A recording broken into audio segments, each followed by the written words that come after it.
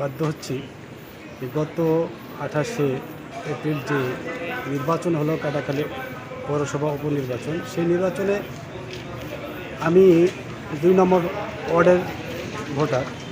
সেই ক্ষেত্রে আমি আমার কেন্দ্রে হরিয়ান প্রাথমিক বিদ্যালয় কেন্দ্রে আমি অবস্থানরত ছিলাম এবং আমরা শেষ মুহূর্তে রেজাল্ট দেখার জন্য বসেছিলাম।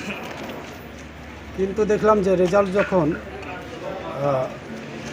আপনার হ্যাঙ্গারের পক্ষে আসলো, হ্যাঙ্গারের লোকজন মিছিলরত অবস্থায় এসে আমরা চার দোকানে বসেছিলাম, অতর্কিতভাবে এসে আমার উপর তারা ঝাঁপিয়ে পড়ে এবং এক পর্যায়ে আমাকে লাথি ঘুষা মেরে মাটিতে ফেলে দিয়ে জামা কাপড় ছিঁড়ে ফেলে।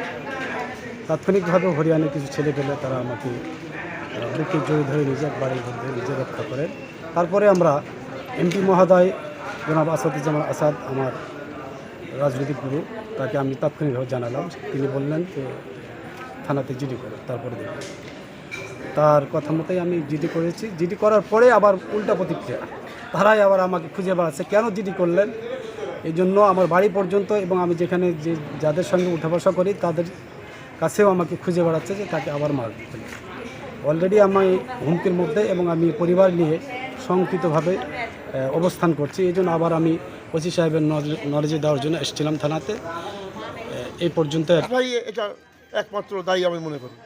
যেহেতু আপনার ফাইসালকে ওরা বেধড়ক মারধর করে, কিলঘুষি মারধর করে। আমি কথা বলতেই আমাকে রুবেল এসে গালাগালি করে এবং আমাকে কয়েকটা পুরো ফুর মেরে হা করে দিয়েছে, রক্তে রক্তাক্ত হয়ে গিয়েছে। এখন জানি না তার অবস্থা কি হালে আছে, তবে মেডিকেল রিপোর্ট আসার পর আমরা শান্তিভাবে কোনো কিছু বুঝতে পারবো। অভিযোগ করা হয়েছে, হ্যাঁ অভিযোগ লিখছে তারা। আর অভিযোগ লিখছে না বলে আমরা অভিযোগ দায়ের করছি, এতটুকু বলেন, কারণ নিজে তো সত্য নিতে হবে। আমরা অভিযোগ দায়ের করেছি, আমরা অভিযোগ দায়ের করেছি। আর এর বিরুদ্ধে কি হবে পরবর্তীতে সেটা আমরা এখনো জানি না, তবে আমরা শাস্তি চাই এই আশাতে কাটাখালী থানাতে এসেছি। ফয়সাল হোসেনকেও গুম করে রাখা হয়েছিল, তার কোনো খোঁজ পাওয়া যাচ্ছিল না, পুলিশ যেও তার তথ্য পাচ্ছিল না, এবং কি তার মুখ থেকে যে কোনো তথ্য পাবে সে তথ্যটাও পাচ্ছিল না। তার যে মারপিট বা যে ঘটনা ঘটিয়েছে তাদের বিরুদ্ধে যে অভিযোগ থানায় আমাদের নেওয়া হচ্ছে, এই অভিযোগের বিষয়ে আমরা আইনগত ব্যবস্থা নিব।